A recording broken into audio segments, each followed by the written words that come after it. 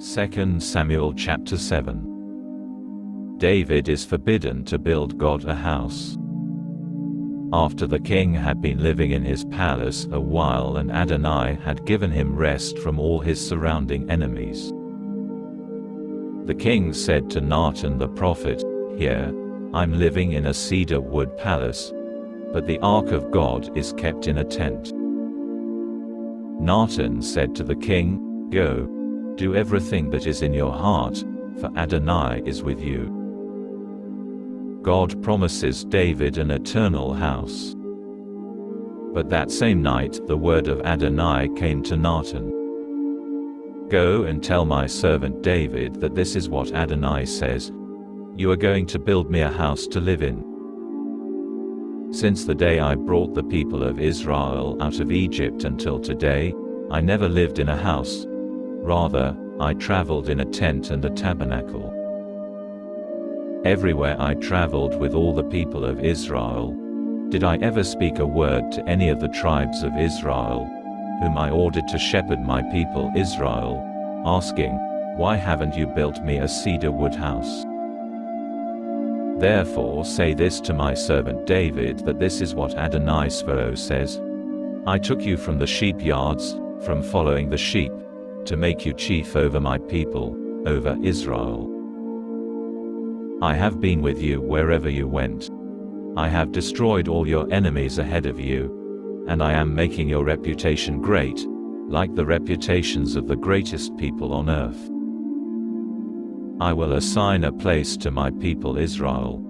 I will plant them there, so that they can live in their own place without being disturbed anymore. The wicked will no longer oppress them, as they did at the beginning, and as they did from the time I ordered judges to be over my people Israel. Instead, I will give you rest from all your enemies. Moreover, Adonai tells you that Adonai will make you a house. When your days come to an end and you sleep with your ancestors, I will establish one of your descendants to succeed you, one of your own flesh and blood, and I will set up his rulership.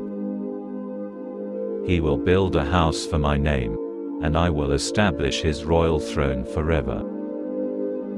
I will be a father for him, and he will be a son for me. If he does something wrong, I will punish him with a rod and blows, just as everyone gets punished. Nevertheless, my grace will not leave him, as I took it away from Shaul, whom I removed from before you. Thus your house and your kingdom will be made secure forever before you. Your throne will be set up forever." Nathan told David all of these words and described this entire vision. David praises God.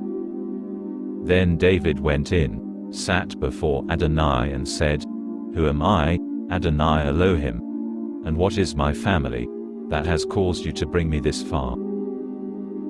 Yet in your view, Adonai Elohim, even this was too small a thing.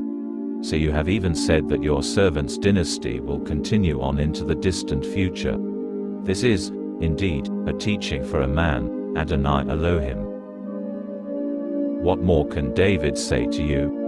For you know your servant intimately, Adonai Elohim.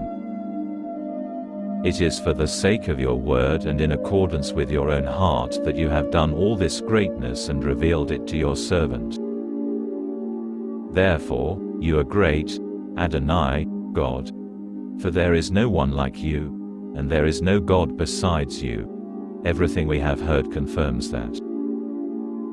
Who can be compared with your people, with Israel? What other nation on earth did God set out to redeem and make into a people for himself? You made yourself a reputation by doing for your land things that even for you are great and terrifying, for the sake of your people whom you redeemed for yourself from Egypt and from other nations and from the gods. You set up your people for yourself as your people forever, and you, Adonai, became the God. So now, Adonai, God, establish forever the word you have spoken to your servant and his house. Do what you have promised. May your name be magnified forever, so that it will be said, Adonai Svo is God over Israel, and the dynasty of your servant David will be set up in your presence.